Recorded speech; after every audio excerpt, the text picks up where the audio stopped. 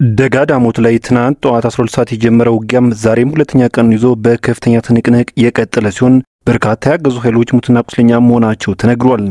ውጊያውን አርበኛ ሻለቃ ዝናቡ ልንገረው በበላይነት እንደመራው የተገለጸው መረጃውን በዝርዝር ይዘነዋል።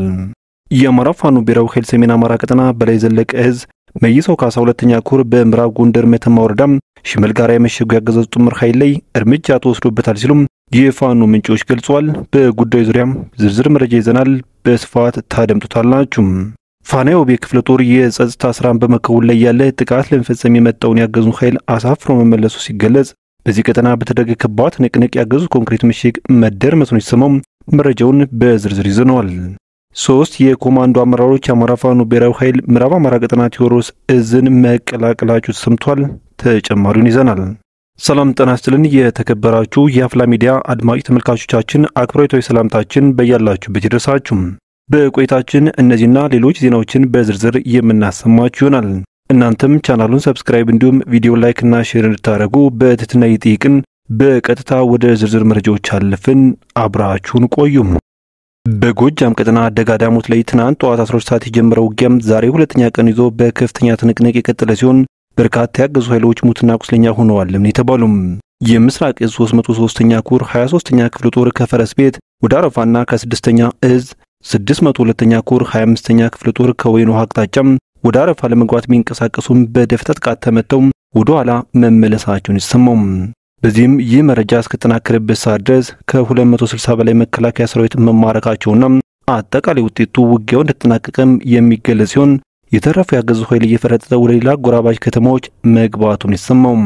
ይህ በእንዲህ እንዳለ 10 አለቃ ኤፍሬም አጥናፉ ብርጌድ ችጓሊ ከተማን መቆጣጠሩ ተሰምቷል። ታምረኛው ጎጃም አገው ምድር ክፍለ ጦር 10 አለቃ ኤፍሬም አጥናፉ ብርጌድ ታላቅ ጀብዱ በመስራት ነው ከተማዋን የተቆጣጠራትም ተብሏል።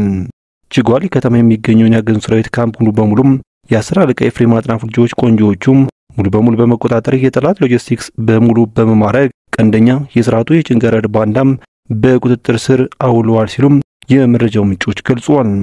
በሌላ በኩል የአማራ ፋኖ ብሔራዊ ኃይል ሰሜን አማራ ቀጠና በላይ ዘለቀ እዝ መይሰው ካሳ ሁለተኛ ኮር በምዕራብ ጎንደር መተማ ወረዳ ሽመል ጋራ የመሸገውን ያገዛዙ ጥምር ኃይል ሙትና ቁስለኛ በማድረግ ድል መቀዳጀታቸውን አስታውቀዋል።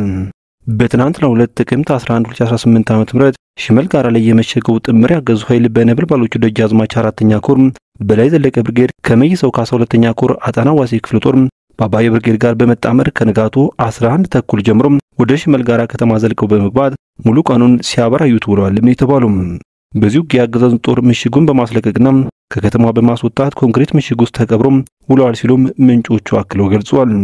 ሌሎቹ የአጣና ዋሴ 2 ብርጌዶች የጠላት ኃይል ጭማሪ እንዳይኖር በር በመዝጋት ከፍተኛ ርብርብ አድርገዋል የተባለ ሲሆን ሙሉ ቀኑን በመፋለም ከተማዋን ሙሉ ቀን መቆጣጠር ችለዋል የተባሉም የአጣና ዋሴ ክፍለ ጦር የህዝብ ግንኙነት አርበኛ ግዛት አለበል ከቦታው እንዳስረዳን ከሆነም በዚህ ውጊያ ያገዛዙ ጥምር ኃይል በጊዜው በውል ያልታወቀ ነገር ግን ከፍተኛ ቁጥር ያለው ሙትና ቁስለኛም ተስተናግዷል ብሏል።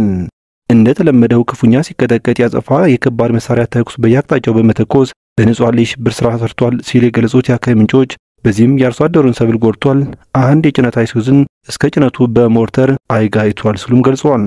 በሌላ በኩል ፋናው በክፍለ ጦር የጸጥታ ስራን በመከወን ላይ ያለ ጥቃት ለመፈጸም የመጣን ያገዙ ኃይል አሳፍሮ መመለሱን ገልጸም ዛሬ ጥቅምት 12 ቀን 2018 ዓ.ም ከጠዋቱ 12 ሰዓት ገደማ ከአዲስ ዘመን ተነስቶ አርኖ ጋርኖ ከተማ ላይ የፋናው በክፍለ ጦር አባላት ላይ ጥቃት ለማድረስ የህዝብ ተሽከርካሪን ተጠቅሞ የመጣን የብልጽግና ኃይል አይቀጡ ቅጣት በመቅጣት አሳፍረው ወደ መጣበት እንዲመለስ ማድረጋቸውን የአፋባ ሰሜን አማራ ቀጠና በላይ ዘለቀ እዝ 5ኛ ኮር ህዝብ ግንኙነት መምሪያ ኃላፊው ፋኖ አብነት ሞላ ገልጿል።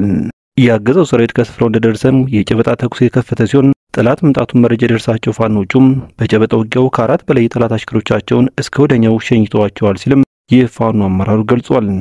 ህዝብ ግንኙነቱ አክሎም ሰሞኑን የጠላት ኃይል ሲቪል በመልበስ የህዝብ ተሽከርካሪን በመጠቀም ከአዲስ ዘመን እስከ ኢንፍራንስ ማክሰኝት ድረስ እየተንቀሳቀሰም መሰንበቱ የሚታወቅ ሲሆን ዛሬም ይህን ቴክኒክ ተጠቅሞ ፋኖን ለመማረክና ለመደምሰስ የነደፈው ዕቅድ በኪሳራ ታጅቦም ተጠናቋል ብሏል።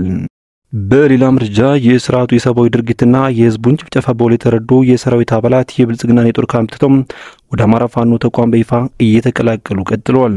ኮማንዶ 50 አለቃ ግርማ ማንደፍሮ፣ ኮማንዶ 10 አለቃም ንብረቱና ኮማንዶ ታደሰ ደምሴ ከነሙት እስካቸው አፋባ ቴዎድሮስ አንደኛ ክፍለ ጦር ኮሎኔል ታደሰ ሙሉ ብርጌድ አለማየሁ ከቤ ሻለቃን በይፋም ተቀላቅሏል። ዓለም ላይ ያልተደረገ ጭካኔ በዓይናችን ከማየታችን በላይ ምን ልንጠብቅ ነው? የማንም ወንበር አስጠባቂ ሆነን በአማራ ሕዝብ ላይ እንዲህ አይነት አስነዋሪ ተግባር ሲፈጸም አናይም በማለት ከዛሬ ጀምሮ የትኛውም የሰው ፍጡር ጡት ከሚቆርጥ ስርዓት ጋር ሊፋለም ይገባልን ብለዋል።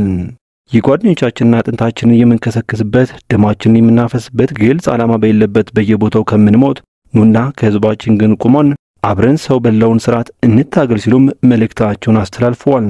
መረጃውን ያደረሰን ፋኖ ሀብታሙ የሱፍ የአፋባ ቴዎድሮስ እዝ አንደኛ ክፍለ ጦር ህዝብ ግንኙነት ክፍል ነው። በሌላ መረጃችን ቀኑ ያለፈበት መዳበሪያ እንዲራገፍ መደረጉ ተገልጿል።